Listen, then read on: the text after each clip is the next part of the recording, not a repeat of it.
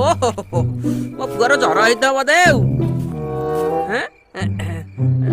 ମାଳତୀ, ଏ ମାଳତୀ, ଆରେ ଇଆଡେ ଆସିଲ। ପିଲା ତ ଜ୍ୱରରେ କମ୍ପୁଛି, ମତେ ତମେ କହିନ? ବାପା ନଟୁ ଉଠିଯା ମୋ ଧନ। ନାଇଁ ବାପା, ଦେହଟା ଭଲ ଲାଗୁନି, ଜ୍ୱର ଜ୍ୱର ଲାଗୁଛି। ପାଠ କଣ ପଢି ହଉଛି? କାଲି ସ୍କୁଲ କେବେ ଯାଇ ହବନି ବୋଧେ ଆଉ। ହଉ ଉଠୁ ମେଡିକାଲ ଯିବା, ଇଞ୍ଜେକ୍ସନ ଗୋଟେ ନେଇଗଲେ ଜ୍ୱର ଛାଡିଯିବ ଆଉ। ଇଞ୍ଜେକ୍ସନ? ନାଇଁ ନାଇଁ, ମତେ ଜ୍ୱର ହେଇନି। କମ୍ବଳ ଘୋଡେଇ ହେଇଥିଲି ବୋଲି ଦେହଟା ଉଷୁମ ଲାଗୁଛି। ମେଡିକାଲ ଯେ ଇଞ୍ଜେକ୍ସନ କାହିଁକି ନେବି? ଦେଖିଲ, ଦେଖ ତମ ଗୁଣବତ ପୁଅକୁ ଟିକେ ଦେଖ।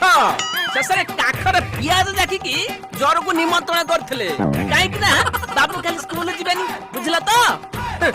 ଆରେ ପିଆଜ ଜାକିକି କାହିଁକି ଜ୍ୱର କରୁଥିଲୁ? ସାରଙ୍ଗ ମାଡ ବଞ୍ଚିବା ପାଇଁ କରୁଥିଲି। ସାରଙ୍ଗ ମାଡ? ହଉ ଏଥର ମୋ ମାଡ ଖା। ସରି, ଆଉ ଜ୍ୱର କରିବିନି। କି କଥା ଗୁଡାକ ଦେଖିଲ? ସାରଙ୍ଗ ମାଡରୁ ବଞ୍ଚିଲା ବେଳକୁ ଜଣେ ବାପାଙ୍କ ମାଡ।